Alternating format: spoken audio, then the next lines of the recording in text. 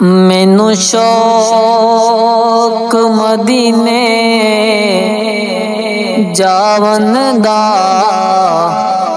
میرے دل وچ حسرت ہور نہیں۔ بسم اللہ الرحمن الرحیم۔ مدنی علاج یوٹیوب میں خوش آمدید۔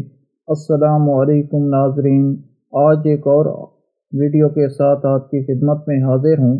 ناظرین، سائنس میں بیان کردہ ہر حکمت کا اپنا سائنسی وجود بھی ایک حقیقت رکھتا ہے، لیکن انسان اپنے محدود علم سے اس کو پہچان نہیں پاتا۔ اسلام اور سائنس کو متصادم قرار دینے والوں نے تو یہ یقین کر رکھا ہے کہ اسلام جن حقیقتوں کو جانب ارشاد کرتا ہے اور انہیں کھول کر بیان بھی کرتا ہے، یہ نعوذ باللہ فرضی ہیں، حالانکہ یہ لوگ فرائض المراض میں گرفتار ہیں۔ ان کی کوتاہیاں اور تنگ دلی انہیں اسلام کو سمجھنے نہیں دیتی۔ جیسے کہ قرآن میں بیٹوں اور بیٹیوں کی پیدائش کے بارے میں اللہ کا فرمان ہے کہ وہ جسے چاہے بیٹا دے، جسے چاہے بیٹیاں دے، لیکن جو میڈیکل سائنس پر ایمان رکھنے والے کہتے ہیں کہ میڈیکل سائنس نے تو اس پر زیادہ تفصیل بیان کر رکھی ہے کہ بچوں کی جنس پر ایکس اور وائی کا نشان کیا اہمیت رکھتے ہیں، اور اس پر کسی کو قدرت نہیں ہے، حالانکہ یہی نظریہ 1400 سال پہلے رسول کریم صلی اللہ علیہ وآلہ وسلم نے کھول کر بیان کر دیا تھا۔ یہ واقعہ سائنسی تحقیق سے بہت پہلے کا ہے، جب بچوں کی پیدائش کو جانچنے کے لیے کوئی لیبارٹری ٹیسٹ وغیرہ موجود نہیں تھے۔ یہ علم اللہ نے اپنے نبی کریم صلی اللہ علیہ وآلہ وسلم کو عطا کیا تھا کہ آپ صلی اللہ علیہ وآلہ وسلم یہودیوں کے اس گروہ کے سوال پر یہ حقیقت بیان فرمائیں کہ لڑکی اور لڑکے کی پیدائش میں عورت کے بیض اور مرد کے جراثیموں میں کیا کردار ادا کرتے ہیں۔ صحیح بخاری میں اس کے متعلق حدیث کے مطابق یہودیوں نے رسول صلی اللہ علیہ وآلہ وسلم سے اسلام قبول کرنے کے لیے ایسے سوالات پوچھے تھے کہ جن میں ایک سوال یہ بھی تھا، ہم پوچھتے ہیں کہ عورت مرد کے پانی کی کیا کیفیت ہے اور کیوں کبھی لڑکا پیدا ہوتا ہے اور کبھی لڑکی؟ آپ صلی اللہ علیہ وآلہ وسلم نے فرمایا، سنو، مرد کا پانی گاڑھا اور سفید ہوتا ہے اور عورت کا پانی پتلا اور زردی میل ہوتا ہے۔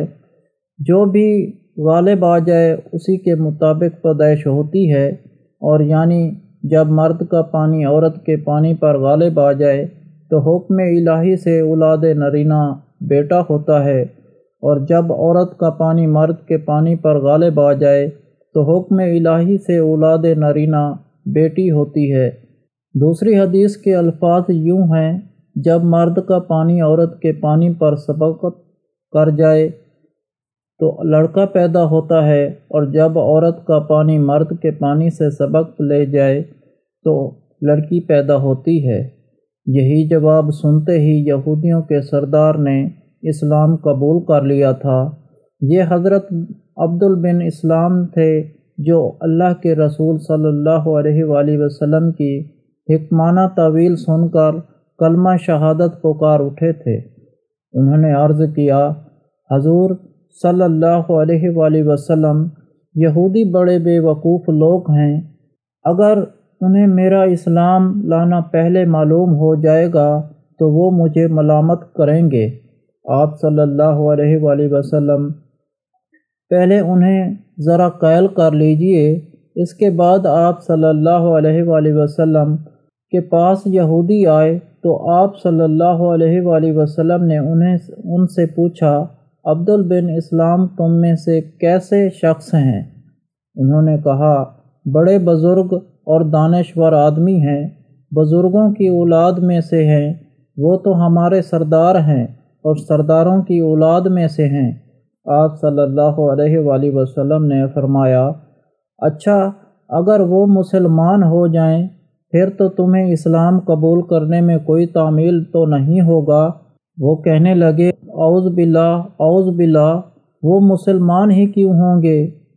حضرت عبدل بن اسلام جواب تک چھپے ہوئے تھے، باہر آ گئے اور زور زور سے کلمہ پڑھا تو تمام کے تمام یہودی شور مچانے لگے کہ یہ خود بھی برا ہے اور اس کے باپ دادا بھی برے تھے، یہ بڑا نچلے درجے کا آدمی ہے، خاندانی کمینہ ہے۔